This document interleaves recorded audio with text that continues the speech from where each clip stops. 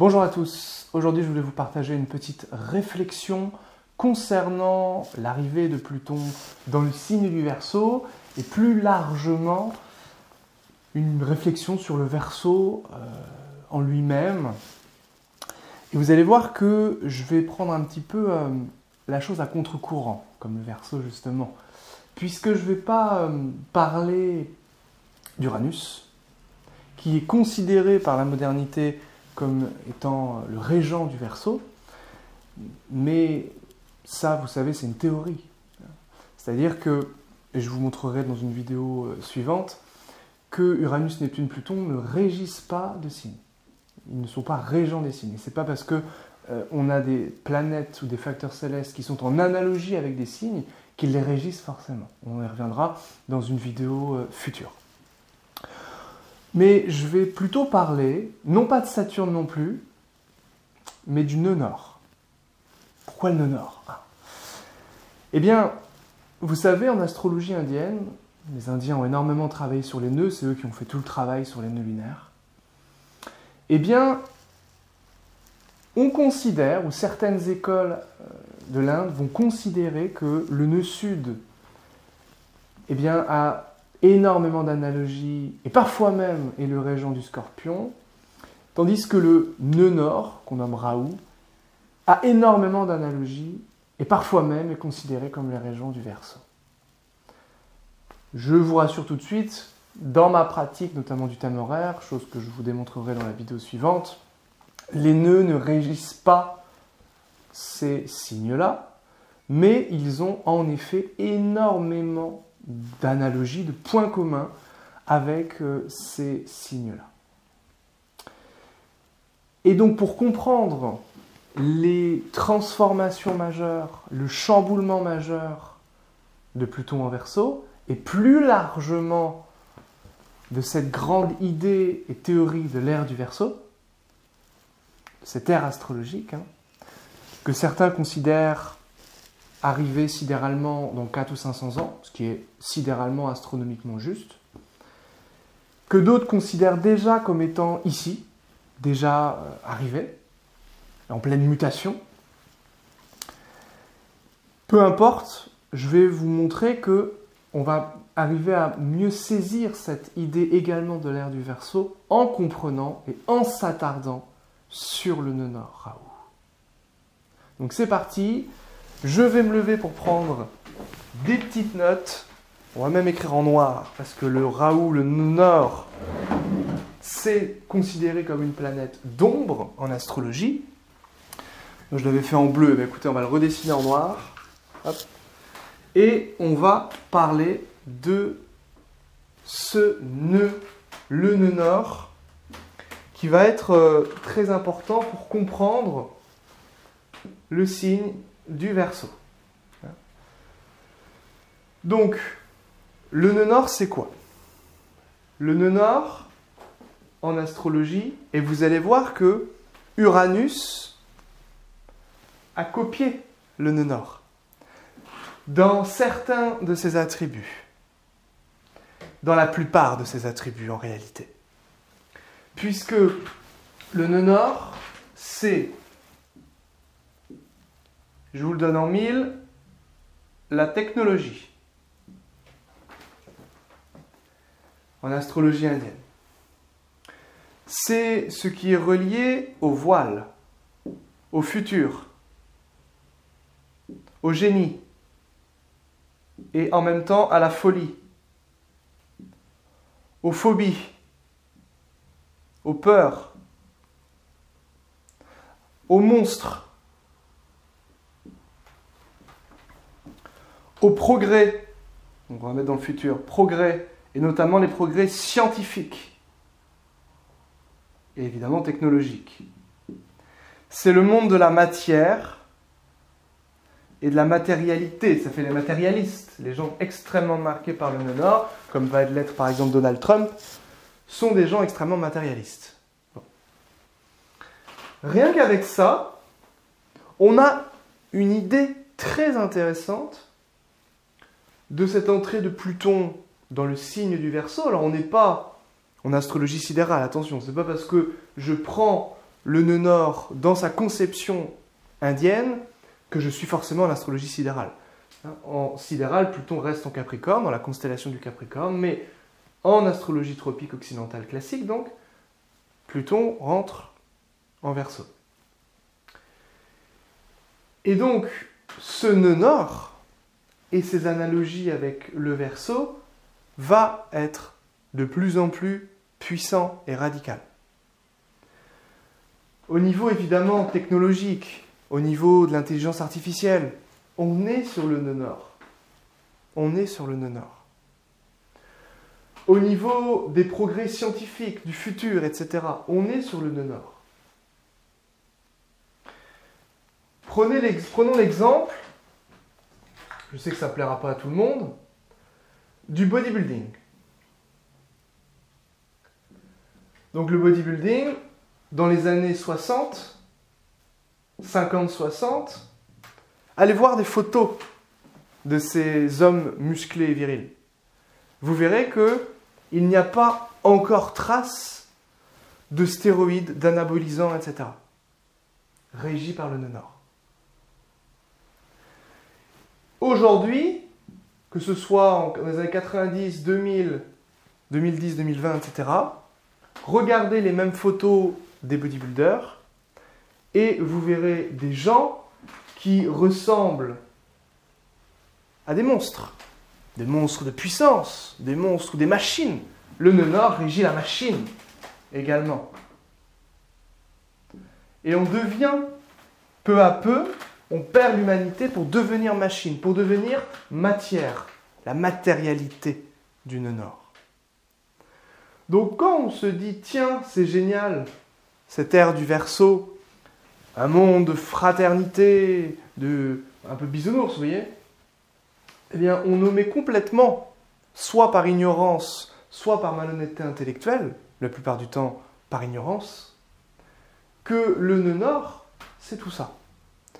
Et donc, l'ère du Verseau, c'est aussi et d'abord ça. Puisqu'évidemment, il n'y a pas de monde idéal de fraternité, ça n'existe pas, ça n'a jamais existé dans le monde matériel. Et comme ici, le nœud nord va montrer les pires côtés du monde matériel, puisque c'est le flou, c'est l'obsession, c'est s'inventer de nouveaux problèmes. On est complètement dans ce monde-là en ce moment. Vous voyez ? Ça va être d'autant plus impacté, influent par l'entrée de Pluton dans ce signe du Verseau. On a aujourd'hui, et c'est là que ça ne va pas plaire forcément à tous, mais je sais que vous êtes ouverts à la réflexion, moi j'espère, on a aujourd'hui des gens qui veulent changer de sexe. Vous voyez ? Et ils le font grâce à la science. D'accord ? On est sur le nœud nord. Bon. C'est bien, c'est mal, on n'est pas ici pour juger de ça. Mais on est sur l'idée de monstruosité, objectivement parlant. On ne sait plus si ce sont des femmes, des hommes ou les deux. On est dans cette idée de flou, d'ambiguïté. Et tout ce monde du Verseau est un monde d'ambiguïté, un monde qui oscille entre le génie et la folie. Vous voyez ? Et donc, on est pleinement dans ce nœud nord, dans cette conception un peu floue, ambiguë, obscène. C'est l'obscénité et la perversion, le nœud nord, poussé à l'extrême, qui croît. Vous voyez ? Et alors, on est loin, mais alors, à des années-lumière, de l'ère du Verseau, bisounours, idéaliste, on est tous fraternels, vous voyez ? On n'est pas du tout sous cette conception-là avec le nœud nord. Alors, d'où vient cette conception de fraternité et d'où vient cette conception d'être ensemble réunis? Du nœud nord également. Puisque les nœuds, c'est ce qu'on va retrouver dans l'école de Hambourg, mais c'est ce qu'on retrouve aussi en astrologie classique. Le nœud, c'est quoi? C'est tisser des liens. C'est les communautés, le nœud. Et c'est la raison pour laquelle le Verseau est un signe intéressant, puisque c'est le domicile de Saturne. Et Saturne, c'est la planète visible à l'œil nu, la plus éloignée de toutes les planètes par rapport au Soleil. Et donc, qu'est-ce qu'on a donc? Eh bien, on va avoir une planète qui est exilée, solitaire. Donc c'est ça aussi le Verseau, vous voyez? Et c'est pour ça que ça régit le génie. Le génie, il est quoi? Incompris. Saturne, c'est l'incompris. C'est le rejeté. Nul n'est prophète en son pays. C'est le Verseau saturnien. Et vous avez le fou, qui est également marginalisé. C'est le marginal. Saturne, qui est marginalisé, qui est mis au banc de la société. Et en même temps, le nœud nord, on aurait deux types de Verseaux, si vous préférez. Même si on peut les regrouper dans la même idée, la même sphère, c'est simplement une octave différente, un peu comme Uranus le serait pour Saturne. Et donc le nœud nord, c'est ces groupes même de gens différents. Par exemple, la classification des différents types de maladies. La classification, le nœud, des différentes communautés d'artistes, de politiciens, vous voyez, différentes communautés de gens particuliers, qui, si on ne les met pas ensemble, sont complètement seuls et au banc de la société. Et évidemment, des astrologues, par exemple. Donc on a ici, je trouve, une vision très peu connue du Verseau, qui fonctionne réellement bien et qui nous permet d'expliquer ce qu'on vit en ce moment. C'est-à-dire qu'en ce moment, on vit une ère marquée par le nœud nord. Donc, quelque part, l'ère du Verseau, elle est astronomiquement pas avant 2500, c'est-à-dire qu'au premier jour astrologique, donc au printemps, le 21 mars, eh bien, le Soleil il va se retrouver en Verseau en 2500, à peu près, en fonction de la Yanamsa qu'on utilise. Donc là, je renvoie à l'astrologie sidérale et à d'autres vidéos que j'ai faites sur le sujet. Mais sur le point de vue symbolique, et d'où l'entrée de Pluton en Verseau, d'accord?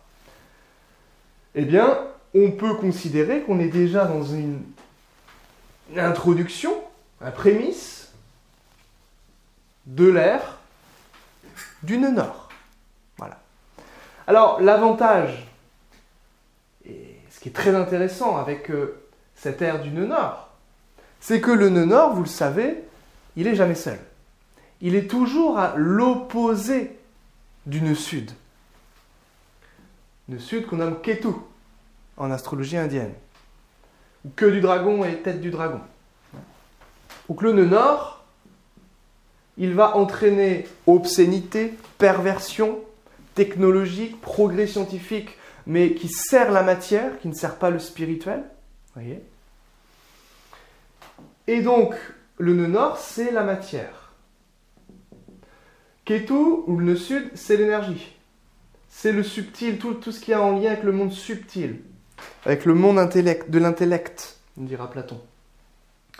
Et donc, on est sur l'idée que, évidemment, l'un ne va pas sans l'autre, évidemment, mais qu'on va se retrouver avec deux grands camps, si on veut parler un peu de manière dualiste, deux grands camps, le camp des matérialistes, le camp de ceux qui ouvrent les bras au progrès scientifique, à l'IA par exemple, qui ouvrent les bras eh bien, aux nouveautés, parce que le nœud nord, c'est ce qui est nouveau, nouveauté.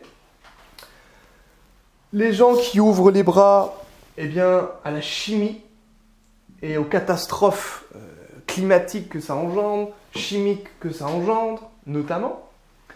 Et puis, ces gens-là, généralement, eh bien, ils vont vivre dans un monde plutôt de peur. Oula, j'en perds mon crayon. Ils vont vivre dans un monde de peur. Parce que le nœud nord, c'est la peur, c'est la phobie, c'est un monde inconfortable.